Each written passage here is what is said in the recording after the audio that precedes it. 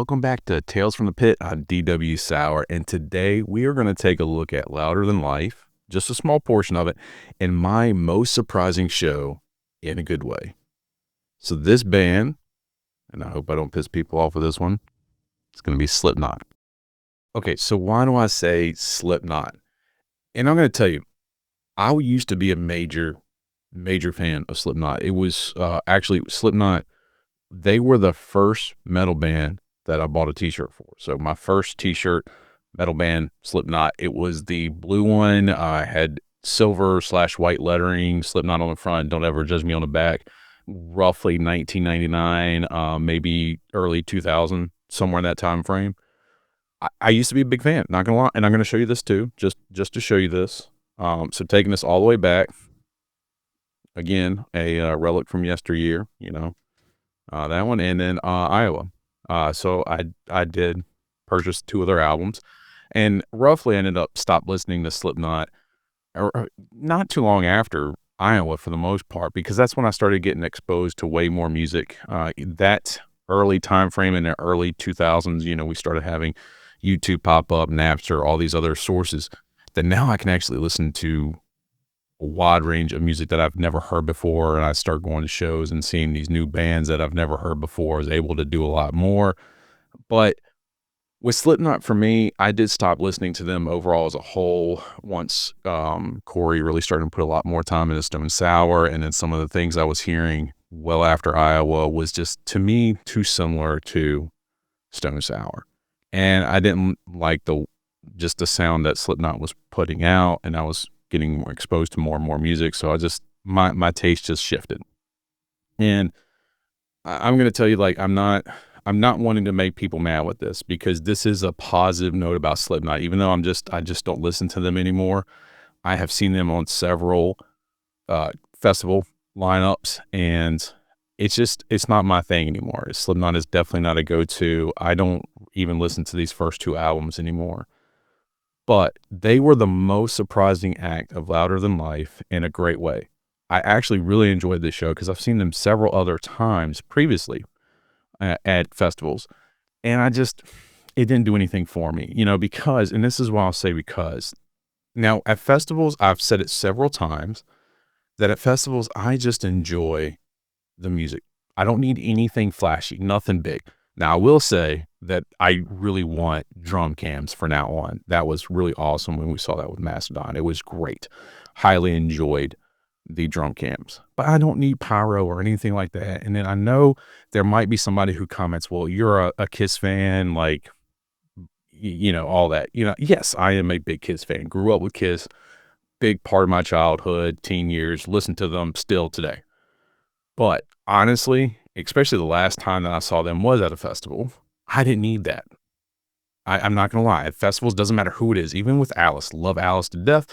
But there's so many songs that I would love to see these performers play, especially Kiss, because it was, supposedly the last one at this time. I did see them on one of their reunion tours back in late 90s, early 2000. But there were so many other songs. Honestly, if they would just play song after song and I don't have any of the pyro, that's great, because I probably could come up with at least 50 songs of Kiss that I'd never heard live and I would love to hear, but it is what it is. I just love with these musicians when we're at festivals, especially if you just crank song after song out. And so Slipknot has had a very, very large production for the most part at these festivals. A lot of pyro, a lot of stage show and all that. And it wasn't a big hook for me. It didn't drive me into these, into their set watching it. And the reason is I did see them in 2001. I went to Ozzfest, and much probably like a lot of people, the tradition in my hometown was to go to senior beach week. For graduation, all that, just party and live it up, whatever, for a week. Well, I found out about Ozzfest, and the original Black Sabbath was on the bill. And I was like, I don't care for the beach, not my thing. So I want to go to Ozzfest. So I got tickets to Ozzfest. My brother-in-law at the time and I went, and it was amazing. Absolutely great. But Slipknot was there. And of course, like I said, this is the same time when I'm a big Slipknot fan. And it was awesome. because they have so many people there, in my opinion. You got so many things going on, and in each one of them, they were, especially back then, to me, great showmen. You had so many different things to focus on. I didn't need anything else. It was just great being able to look from left to right and just seeing something crazy going on. It was fun. It was enjoyable. Now we can also get to the fact that 25 years later, roughly, they played nothing but the debut album. Well, after the Mate, Feed, Kill, Repeat album. But the first one, I guess, that Corey released his vocals with, that entire album. And it was great, in my opinion. And I think that's the reason why I enjoyed it, because now I wasn't going to say we did not stay for the entire set because nobody is really a fan of Slipknot.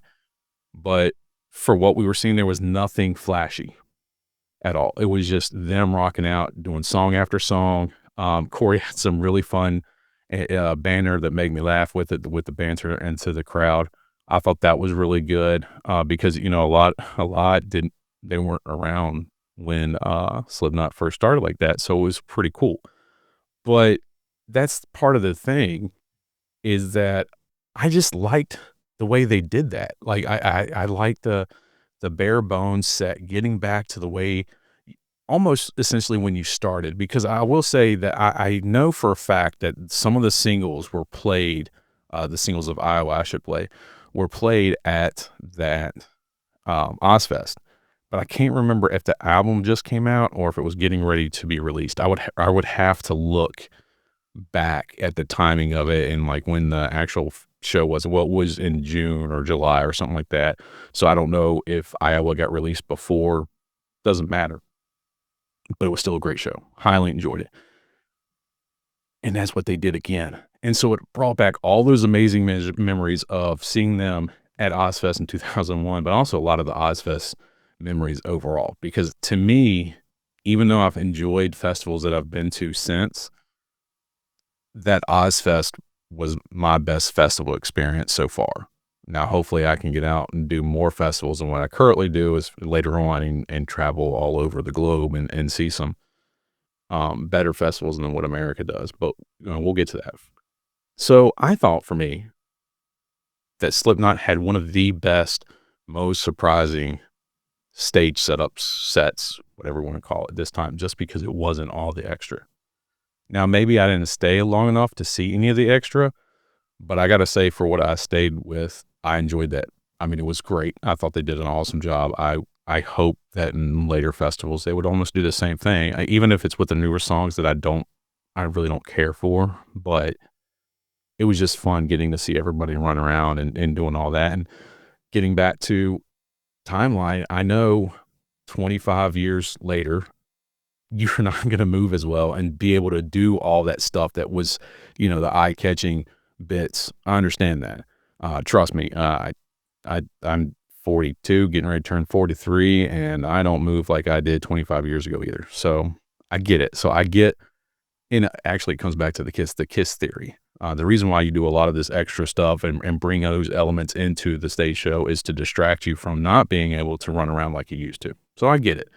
But also, even if they just stood up there, we rocked out, we played some good songs, that's worth it for me. But overall, part of this, and I'm going to go into some different aspects of Tales from the Pit with Louder Than Life later, but because my experience with this Slipknot show to me was the best one that I've seen since 2001, I'd like to hear what you think about festivals. Do you like seeing that full stage setup that you would on a tour, like a solo tour, headlining tour? Or do you just want to hear song after song? Let's just rip this out and just enjoy it, have a great time. That's kind of what this one is about. So what do you prefer? Like I said, for me, I just want to hear the music. And I don't want us to go from song to song to song. I don't need the flashy.